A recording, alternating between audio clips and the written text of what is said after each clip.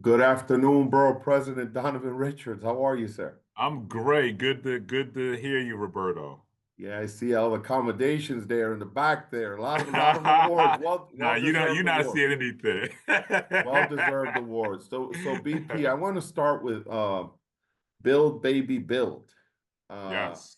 I mean there is one LIC, Innovation Queens, soccer stadium, potential casino opportunity, all the development out where you originally started your political career and your life, right?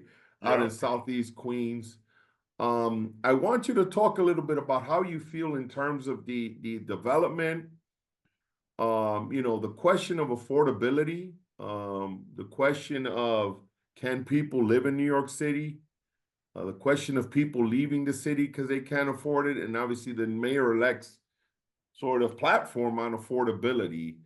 But I want to hear your thoughts on all of the recent development that's happened under your leadership. A lot of it, and those are ones I can think of. I know there's more, but I want to hear your thoughts and what this means in terms of people like you and I who have sort of made our lives in Queens and are Queens natives and want to remain there. So I'll let you take it away. I know it's a pretty long question, but I want to hear your Yeah. thoughts. No, this is very personal to me, Roberto. And I often like to start with personal experience. My parents were teenagers.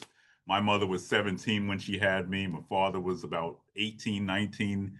And, we bounced around place to place. We could not find an affordable place to live as a child. So people ask me, where did you grow up? I'm like, I grew up everywhere in Southeast Queens. You talk about Bricktown, St. Albans, Springfield, Rosedale, the Rockaways, Jamaica.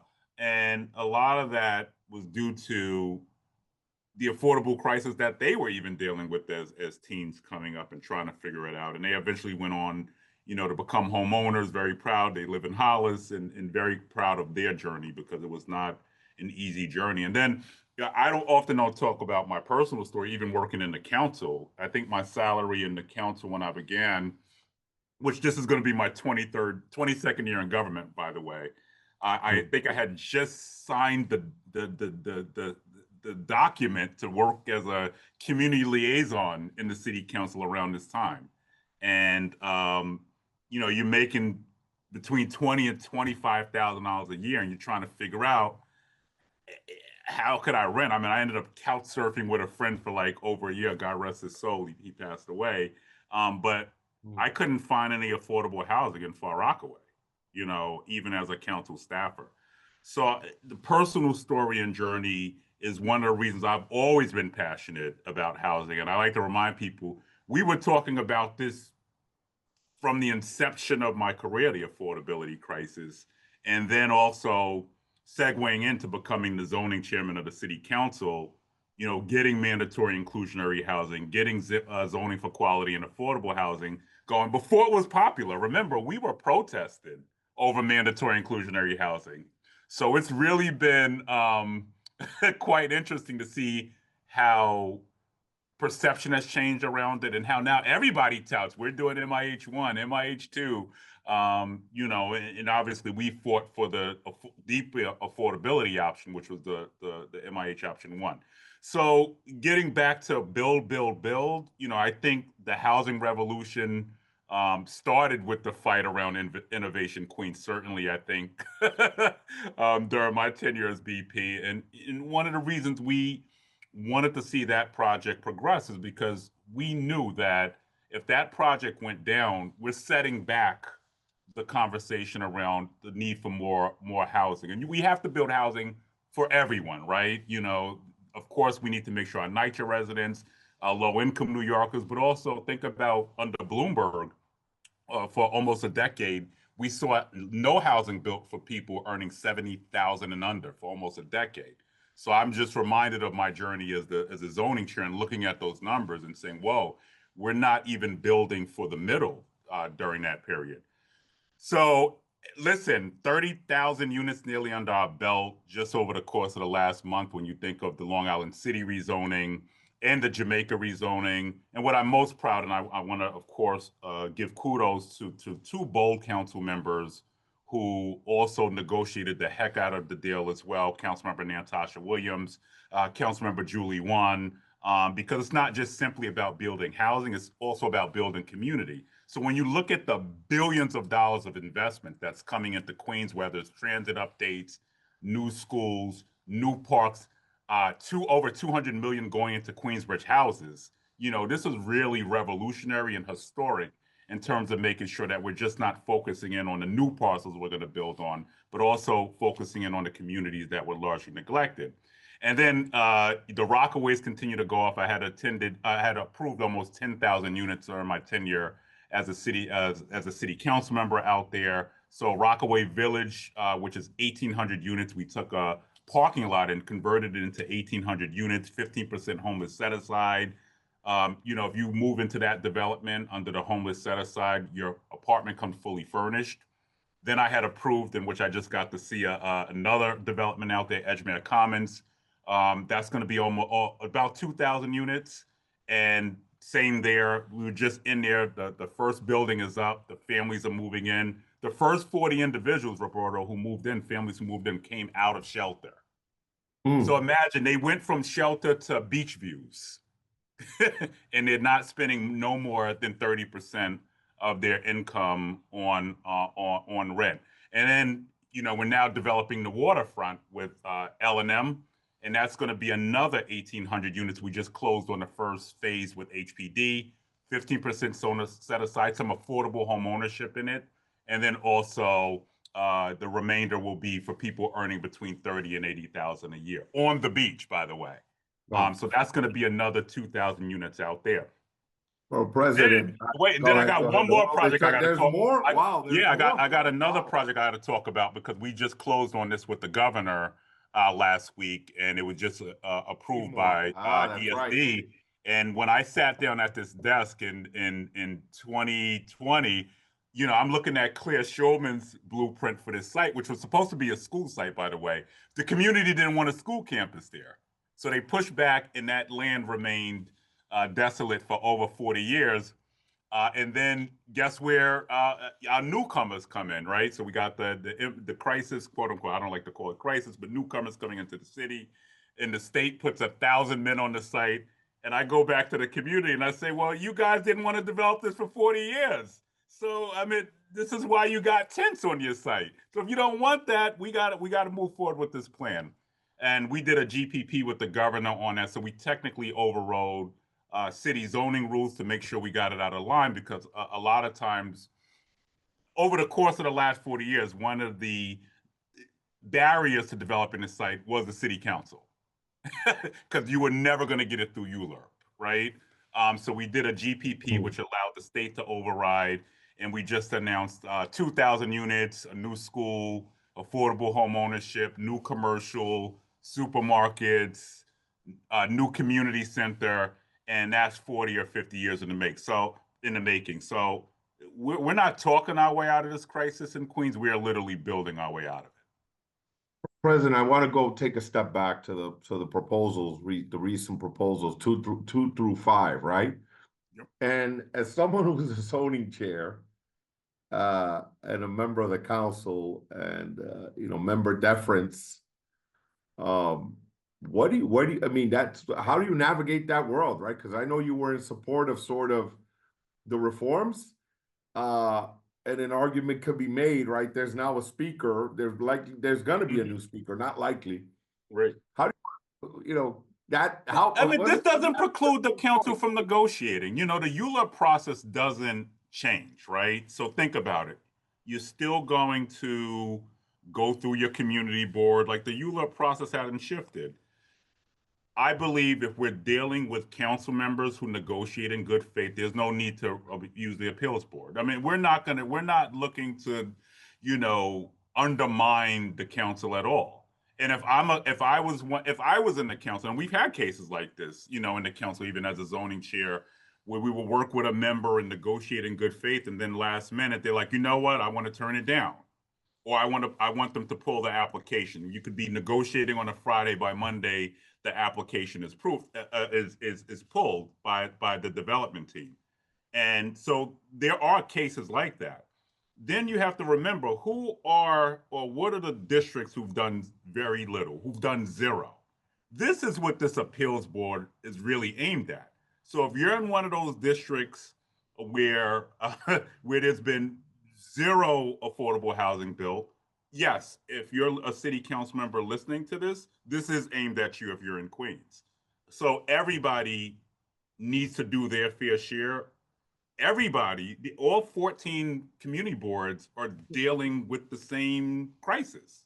You know, you can't tell me that because you're a low density neighborhood that your children or your grandchildren um, could afford buying out these $1 million homes in some of these communities. They can't afford it. They're leaving New York City. Black, white, young, middle age, old, seniors on fixed incomes who may want to, sell their homes because the mortgage, they're not the pace of inflation is not keeping up with their social security. And I hear cases like this. They may want to stay in their community.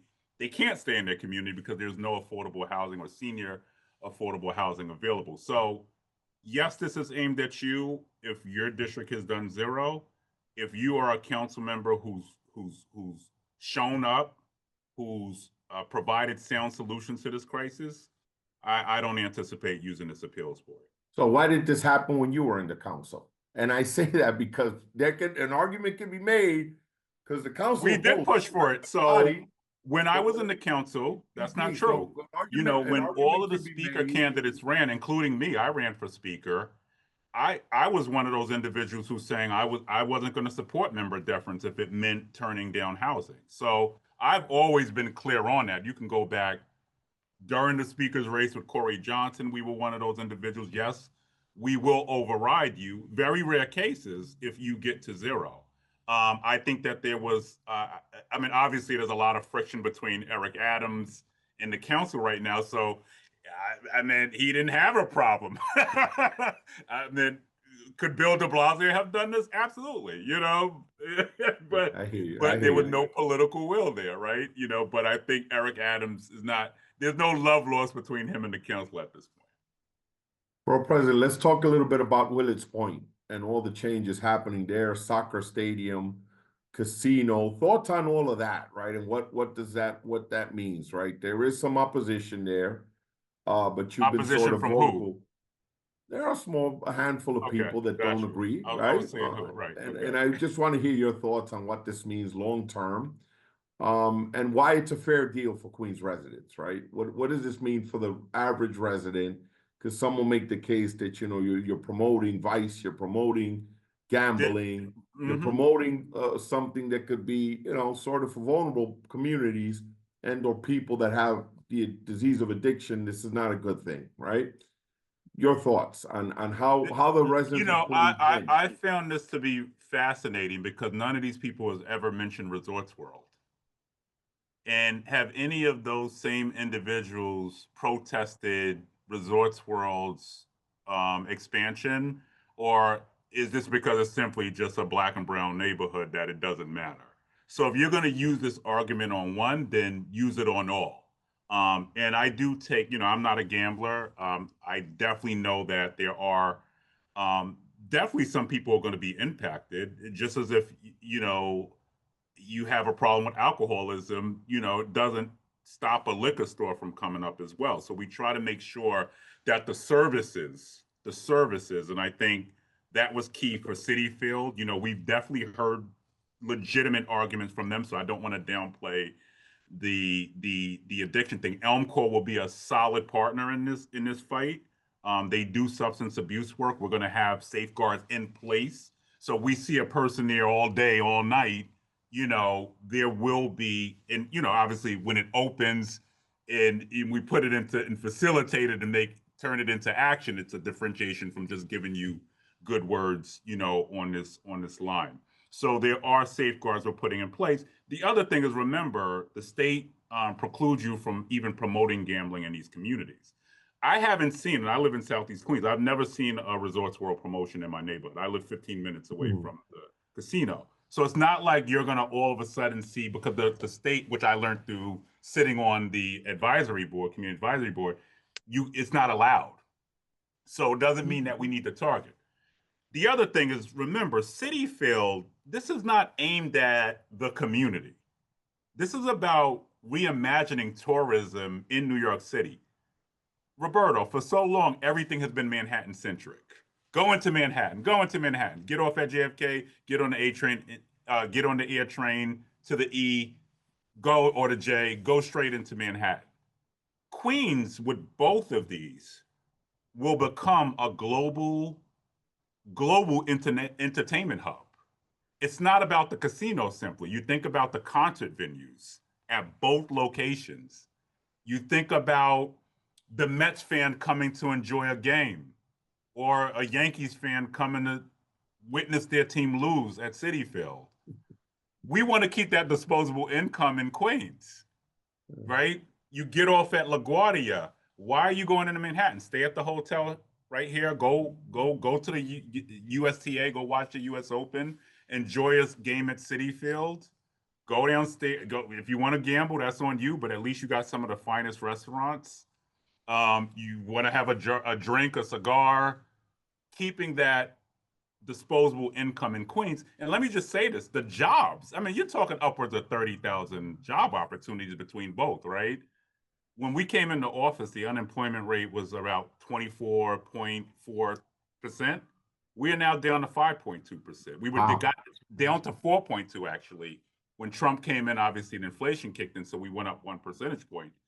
But when you go to Citi Field right now and you go to the soccer stadium, you go to Willits, when you look at the diversity of the workers and the amount of workers, thousands of workers on these jobs every day, we're creating upward mobility for the very communities that surround both projects. So down to street vendors, there's a big debate going on about street vendors right now. We negotiated in a deal that the Mets would take one parking lot and we would take the street vendors off of Roosevelt, because they'll have to feed 10,000 people a day. So this is about upward mobility. It's not just simply about the casinos. And remember, if you scrub a toilet at Resorts World, you are unionized. If you work in McDonald's at Resorts World, you are unionized. The same will be at Citi Field. So as we talk about helping communities, building communities up, we see the New York Post every other week talking about the red light district. Well, now we have an opportunity to put some of these individuals to work if they choose to, and guess what? On average, they're earning $80,000 a year. BP, I want to ask you about that. And now I've been meaning to ask you this. US Open. It's a most profitable, my understanding, the most profitable sporting event in the city. They gross more than the Yankees, Mets, Knicks, Nets.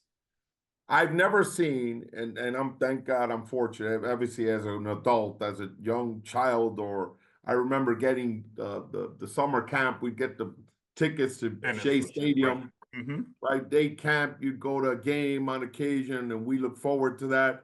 I've never seen anyone that I know or someone at the US Open. Let's talk about what they get. Let's talk about that. You really want me to talk about that? I'm about to tell you the truth. I do. They are horrible, and I've said this to them. First of all, I would not have signed off on this 90-year term lease. Because they got park alienation as well.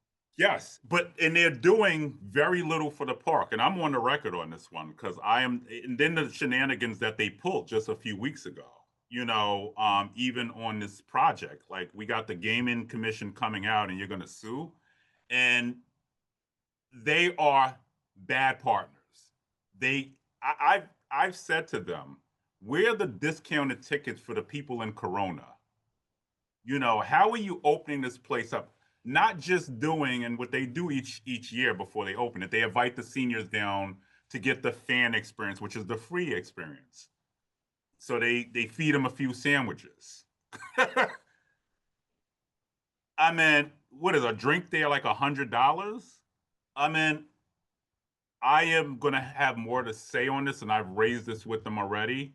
You know, if City failed through the casino, we negotiated a $150 million community benefits package, which would go out to local community organizations and that sort of thing. You know, the USTA is only given $200,000 back a year while amassing billions and billions. I think last year was their most profitable year. But it gets worse. The cultural institutions within the park have to close when the US Open is here. So they're impacted and getting very little back. Then you look at what we just released with the Center for Urban Future, the challenges in the park. I mean, the infrastructure challenges in the park are immense. We need at least $100 million to like correct some of the flooding, to address some of the old ball fields, you know, and they've just been poor partners. This is no grand slam on their part.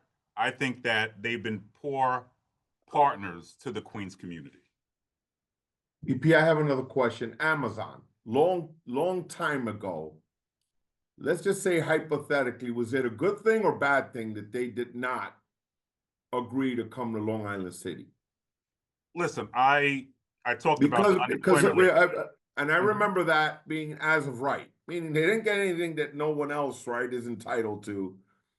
You know, they agreed to a lot of computer science in our schools. You know, there was a back and forth about the reentry population in public housing. Public housing, yep. Again, was it a bad thing? Because you talked about Creedmoor sort of going around the process of ULURP. And ultimately, there were some changes at the state level once that happened. But again, use your crystal ball. Was it a good or bad thing for Borough of Queens? Listen, 25,000 jobs. 25,000 jobs is never a negative to me. And especially, and I remember talking to Mayor de Blasio then. Let me just go on the record and say I think I was the only elected official who didn't sign on in support of them to come at first. And I'll tell you why. And you can look at that letter. Every elected official across political persuasion signed on to that letter. And some denied it. They signed it and then denied it. Exactly. Or asked for them to come and then said they exactly. Did. But my main concern was, well, where's the commitment to local MWBE, local hiring? I need to see something in writing. I need to know that these commitments are ironclad. And so I just want to start with that premise because I don't move and blow with the wind. We didn't blow with the wind.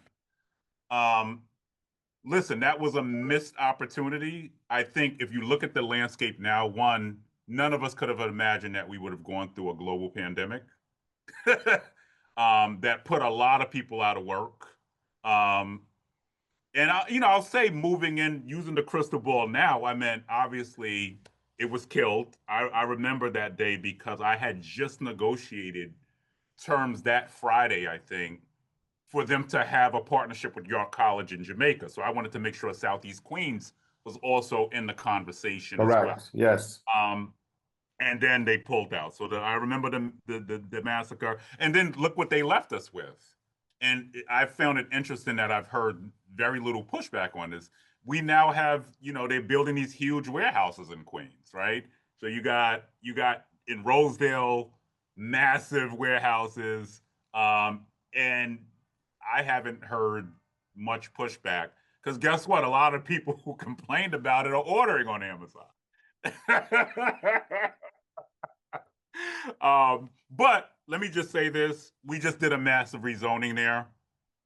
We're in a housing crisis. It's still going to equal, upwards of 10,000 new job opportunities there. But the thing I think that troubles me most with the situation is how the Queensbridge Houses residents were left with hanging and how no one came back and presented a plan for them. Can I add something to that? To me is the cardinal sin here. One more thing, just for people that are like non-Queens residents, that is the largest housing development in the country. Yep. Queensbridge. In the entire country. Only in Brazil is there a public housing development bigger than Queensbridge houses. Yep. So that's a big deal. It's a big loss. Yep. For them, and no one came back to them, like I said, So I'll just get into on this on that. Through the casino negotiations, we made them write into agreement, both applicants, that they would do direct outreach into these developments. Got it. Because if we're saying we want to solve for poverty, we want to give people upward mobility, there needs to be targeted outreach to it, not simply them being consumers and coming in and putting a quarter in the slot, but like, how do we make sure that they have upward mobility through this opportunity as well? How would you grade the other thing we have that distinguishes us from other boroughs? We have two airports. It's a big deal, right? I mean, Yep. New York City is the entry point for pretty Yep. much everyone, right? Arguably, that's the real new Ellis Island, because hypothetically, right, in some cases, JFK.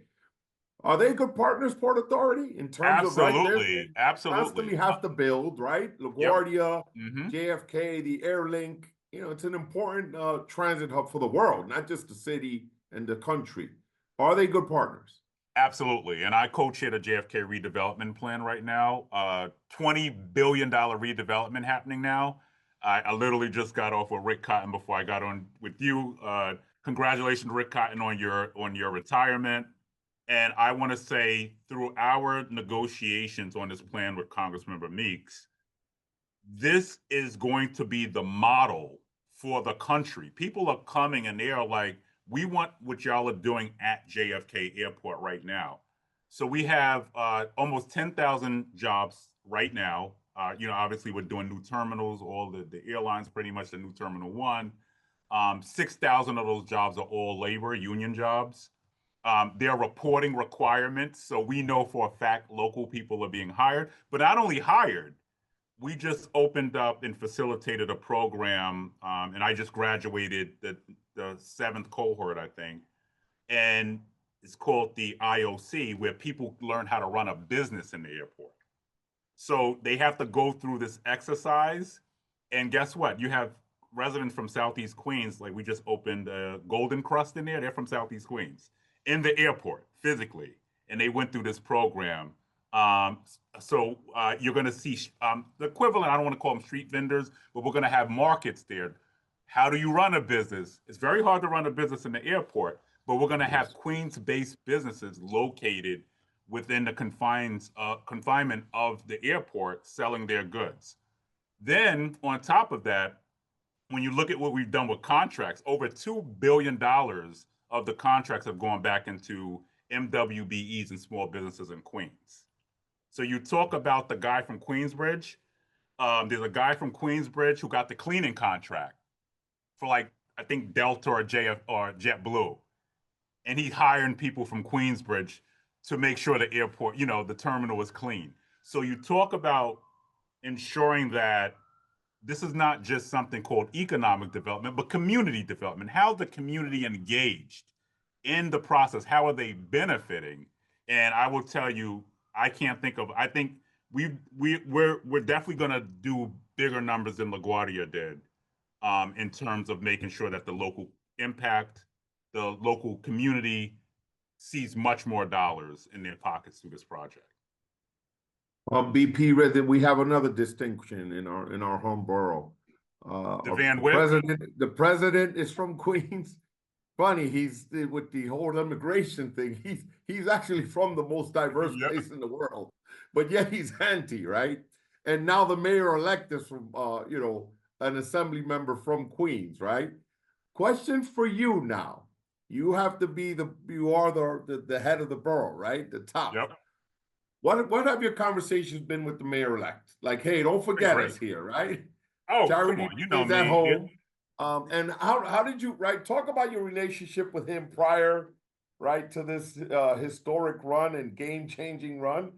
What your relationship was at the beginning, throughout the campaign, and currently, what have your conversations been, right, with the mayor-elect to say, hey, I gotta rep Queens. Don't forget us.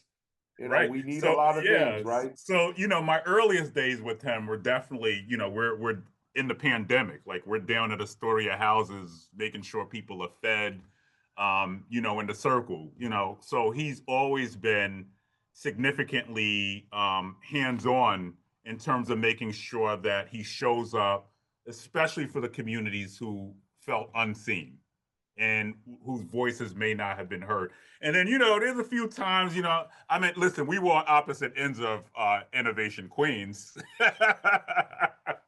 We were on opposite ends of Innovation Queens.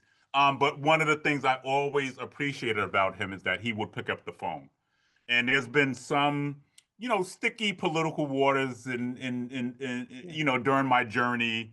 And I really appreciated him picking up the phone to call, to be like, hey, I'm just checking in. I see you may view it this way. I'm talking to my folks on this end. So sort of he's always been a liaison because, people, when I came in, and it's hilarious now because like DSA people want my endorsement, centrists want my endorsement, progressives, and I'm a chameleon. You can't box me in anywhere. I can work with the Republicans in the borough. And I think my immediate impression, I think after he won the primary, especially, was we went out to breakfast, and we were talking about public safety, for instance. He's like, "What's your opinion on Tish?" What I really like about him is that he wants to listen and learn, and sometimes you walk into these meetings and people know it all. He didn't give off that vibe. He gave off a very genuine vibe. I felt bad for him. He had it's one of the times I didn't have a three-piece suit on when it's 90-degree weather, and he had on almost a three-piece, and he was just sweating bullets. But he got through the meeting. But I'll say I've had that deep appreciation. Even just counsel sometimes. I was one of those individuals he called to say, hey, should I keep Tish? I was one of the first calls that got that. Right. So he's been, like I said, we check in if I see something, or if I have an opinion on something, I will let it be known to him, and he always responds up until this moment. So him being from Queens, I mean, we're the most diverse county. My slogan, Roberto: Queens get the money.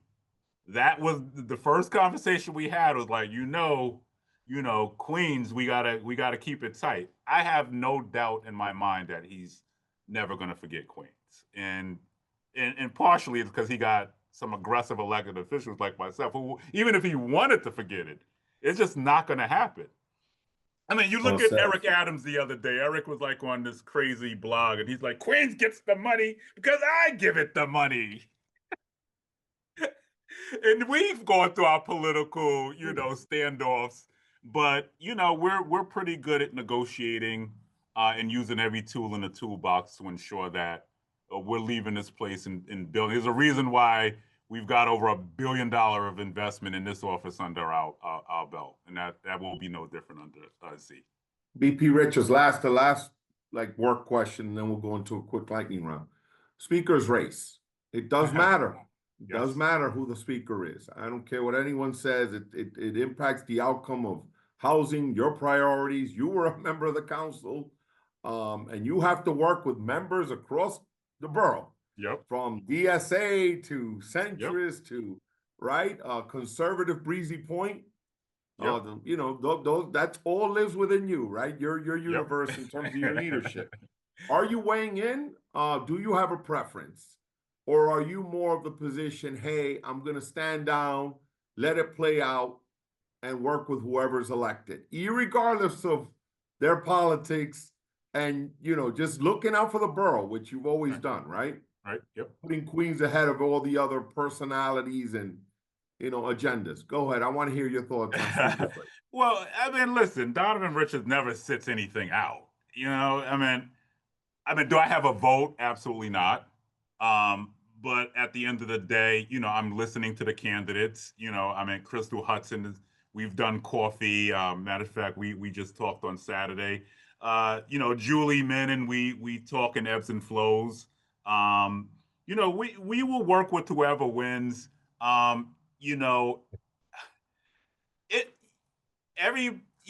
People say that obviously the two front runners right now are Crystal and Julie. Anybody who's going through a speaker experience knows there's no winner yet.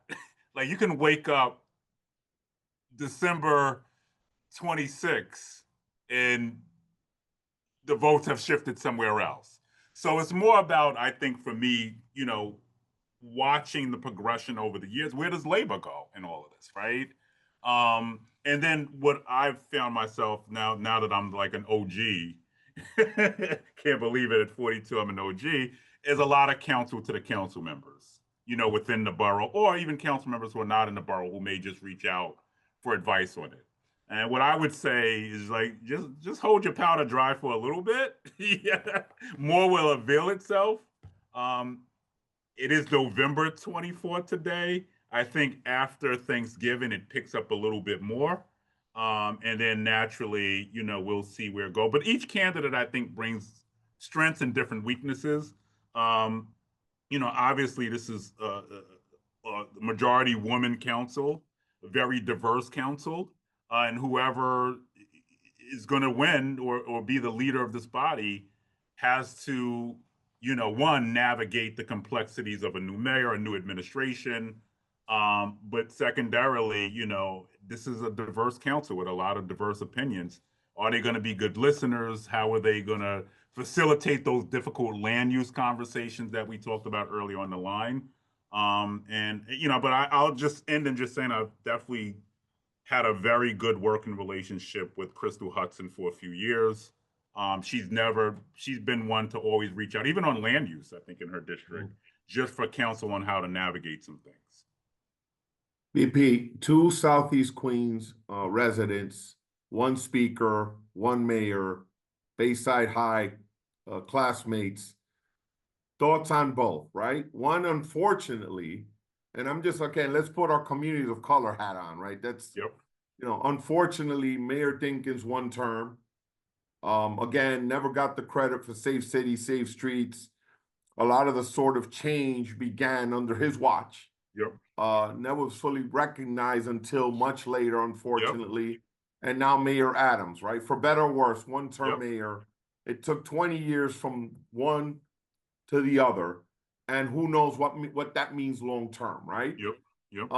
What are your thoughts on both? Again, as someone who knows them both very well, Yep. happens to be a Southeast Queens and a Queens resident, thoughts on both and their legacies? Adrienne Adams, I'll start with her, has done a phenomenal job, I think, at shepherding, major housing investments. The Jamaica rezoning is definitely a legacy defining achievement on her end. I think she had to herd a lot of cats during her tenure, and I think I'm extremely proud of her. You didn't see any controversy with her. She really held the institution together because her job is to ensure the institution far outlives anybody, right? And I think she protected it as much as she can. Outside of the charter referendums, that was out. She did as much as she could there. But I will say she will be remembered as somebody, I think, who helped us navigate bringing the city back. She deserves just as much credit, through some of the legislation passed, through a lot of the investments, and holding Mayor Adams accountable, even when he didn't want to be held accountable. I'm hoping they end up one day going out for drinks or something and patching it up, because we all are from the same neighborhood at the end of the day. So I would say that on her end. Listen, without a doubt, her success is his success. His success is her success. I mean, they definitely are leaving the city on better footing, coming through a once in a lifetime global pandemic. Eric Adams, oh man, Mayor Adams. I would be lying as a black man, as the first black man to be borough president, and I know that there's a lot of weight on my shoulders, even just being the first. Especially in the most diverse place in the world, most diverse county, 127-year history. I'm the first black man ever. No, but your same county, it's the most diverse place in the world, and I don't want to correct you. Exactly, 190 countries, 190 countries, 360 languages and dialects spoken here, and it was not easy winning this race. I mean, you had to stitch together a very diverse and interesting coalition. to win this race. Um, Mayor Adams has some significant achievements that I'm afraid people won't recognize because of a lot of the controversy, bad decision making. Um, I often say if your friends want to see you succeed, so you bring these people who are in your corner to the dance, and they messing up your house, burning down your house. I mean, that he has to live with that every day, right? Because with his record, quite frankly, he should be skating into a second term. In my lifetime, there's been no mayor better on housing. You think of the city of Yes, you think of Willits Point, a lot of the stuff we're talking about, the financing of all the projects in Far Rockaway, the conclusion of that, Long Island City rezoning. Disappointed on some of his stances in public safety, being that he came from 100 blacks in law enforcement. But at the same time, I can't lie about the numbers in Queens. I mean, we're down like 60% in shootings in Southeast Queens, unheard of. Rockaway, Far Rockaway, where I'm from, which was one of the most violent precincts in the city, continues to lead the city in declines in crime. I think the second steepest drops in crimes. You couldn't even walk outside in certain neighborhoods in Far Rock when I was a council member. But through the investments, obviously, that started the shift. But when you look at where we were yesterday opposed to today, significant. So you got to look at the drop in crime. You got to look at some of the huge economic development projects, the soccer stadium, huge. I mean, that's a significant achievement. So, and there's so much more. I'm just talking about Queens. I'm just talking about Queens infrastructure. I had secured about $2 billion in infrastructure for Southeast Queens as a council member. When he came in, I said, Mayor Adams, we got to fix Jamaica Avenue, man. I said, how do we, sons of Jamaica Queens, not fix Jamaica Avenue? And he came through. I mean, $70 million facelift we're going to do. We just did the rezoning, which is going to bring upwards of almost $1 billion into the neighborhood. Real affordable housing, MIH1 mapped. I could talk about we're building a new health clinic in Rockaway, a new H&H, a new pool. We're building an indoor and outdoor pool to teach young people how to swim in Far Rock. I could talk about Roy Wilkins Park, 140 million. We had to procure about 90 million of that under De Blasio, but then he came in and put, another 50 into that. So we're going to have a new community. So when you look at where his investments lie, Flushing Airport, that's going to yield thousands of units of new housing. I mean, we finished the 116 precinct with him. There's so much under his belt that naturally, if you close your eyes and you just spewed his record, trash. He hates rats. He had a czar for everything. But you can't negate the fact that Zohran is going to inherit a much better city than what he would have found, before Eric Adams. So I think Zohran will cut a lot of Eric Adams' ribbons, rightfully so, as a new mayor. And I think Zohran technically can build on his own foundation, but he has a solid foundation to really invest in that will count towards that 200,000 units he's talking about he wants to do. So now it's about implementation, but I think Eric Adams definitely got it up to the line. Let's have fun now. Most famous Queens resident.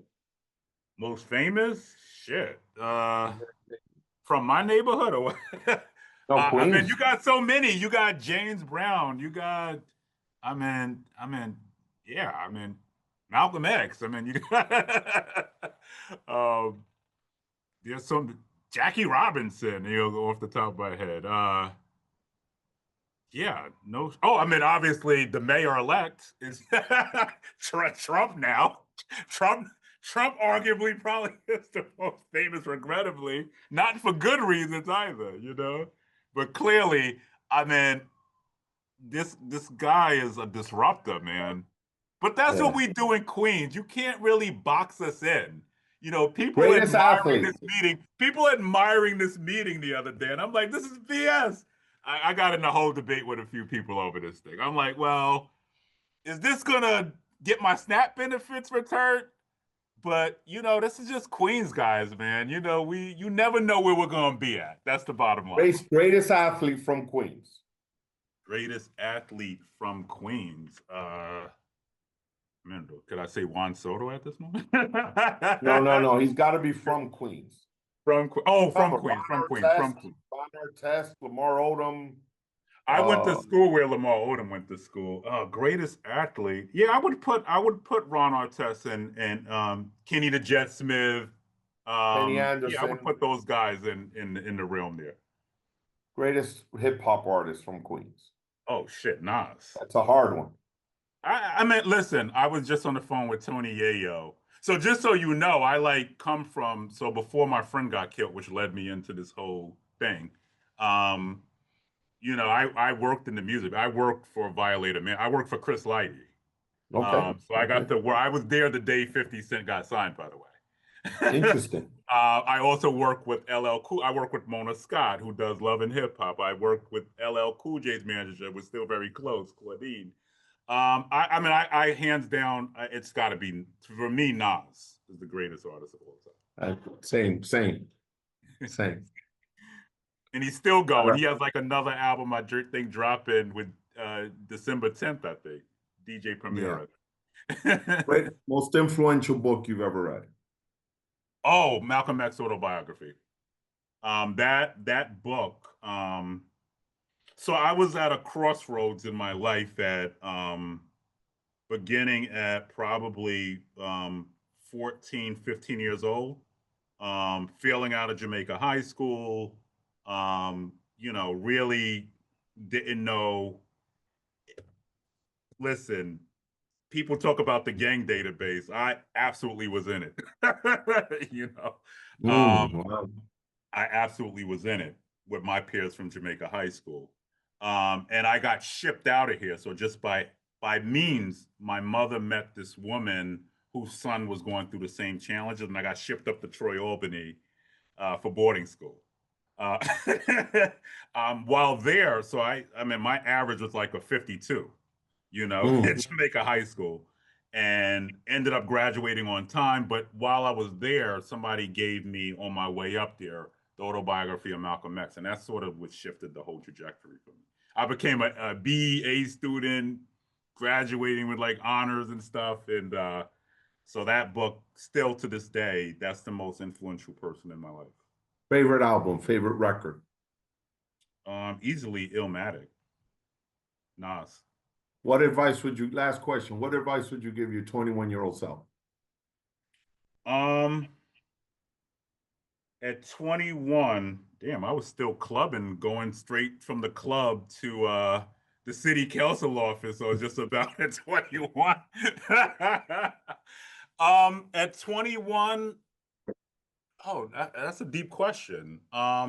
Don't be afraid to make mistakes. You know, don't be afraid to you know, I didn't even own a suit technically, I think, when I started in the council. Like I had khakis and stuff. What I would say is like, and you know, we don't talk a lot about this, you know, especially as men of color. You know, like I was embarrassed to put on a suit at first. Cause that wasn't, you know, you walking through the neighborhood, nobody has a suit on. I would say be comfortable in your own skin at 21. And I think as my maturity you know, arose during that period, by 20, 23, 24. I remember going into Jamaica Avenue. I went into one of those like fake suit places, like the buy five suits for $20. And when I got in the store, the guy says the khaki section is over there. And I think I just said, golly, I got a good check. I think I got a little bonus or something. And so I said, sir, no, I'm here for a suit, and never judge a book by its cover. He's automatically, not that there's anything wrong with khakis, but he just automatically thought a young black guy only is going to buy khakis. And so just that's just a fun story. But be comfortable in your own skin. Don't be afraid to stand out amongst your peers. EP, thank you again for the time. You know, you've done a lot. You've done a lot. Changes in the, it's a, We're any, changing the slogan on the Queen's signs, by the way, because since Zohran is coming in, Mayor Mamdani elect is coming in, Donovan Richards is going to be, you know, those highway signs. absolutely. I'm changing the slogan. The Queens is the future. There you go. There you go. EP, thank you so much. Happy holidays to Happy you and holidays yours. to you, brothers. Glad Continued we were able to success do this. and thank you so much, man, for being my borough president. Talk Queens get soon. the All money. right. Queens Oh, get the money. absolutely. Be good. Take care now. Bye-bye.